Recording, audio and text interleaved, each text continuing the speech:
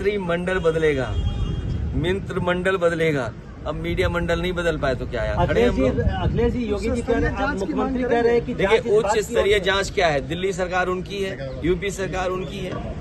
अगर आपको जांच करनी है तो जो कवरेज आप लोग दे रहे हो, जो ईमानदारी से आपकी कवरेज आ रही है, उन्हीं तस्वीरों को देख करके सरकार को सोचना चाहिए कि सरकार ने क्या किया है।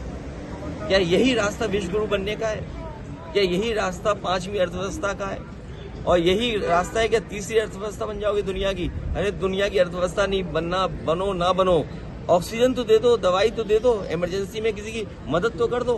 अखिलेश जी 50,000 की अनुमति थी, 2.5 लाख लोग ये चाहते हैं। मैंने सुना नहीं आपने, मैंने कहा कि अगर इस तरह के आयोजन हैं तो सरकार और प्रशासन को पूरा इंतजाम देखना चाहिए, पूरी जानकारी हासिल करनी चाहिए। आप पे इतनी बड़ी फौज है, इतने अधिकारी हैं, यूपी में सबसे ज्यादा आईएएस अधिकारी हैं, सबसे ज्यादा आईपीएस अधिकारी हैं, सबसे ज्यादा सरकार के पास हाथ हैं, सबसे ज्यादा बजट है, लगाइए वहाँ। किसने रोका है आपको? अखिलेश जी, मुख्यमंत्री कह रहे हैं कि जांच इस बात की हो रही है कि साजिश है या दुर्घटना है।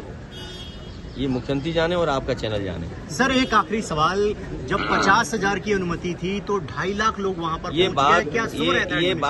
ये बात प्रशासन को वहां पर करनी चाहिए थी कि अगर अनुमति 50,000 की थी तो प्रशासन क्या सो रहा था क्या? क्यों जाने दिया लोगों को? अगर उनके पास अनुमति थी तो बैरिकेडिंग कहाँ थी, रोकने के इंतजाम कहाँ था? और अगर इस तरह के लोग आ रहे थे तो अपनी फोर्स क्यों नहीं बढ़ाई उन्होंने? और उनको जानकारी देनी चाहिए आयोजकों को कि आपके आयोजन की वजह से इतने बड़ी संख्या में लोग आ रहे हैं, इनके इंतजाम के लिए हम क्या करें?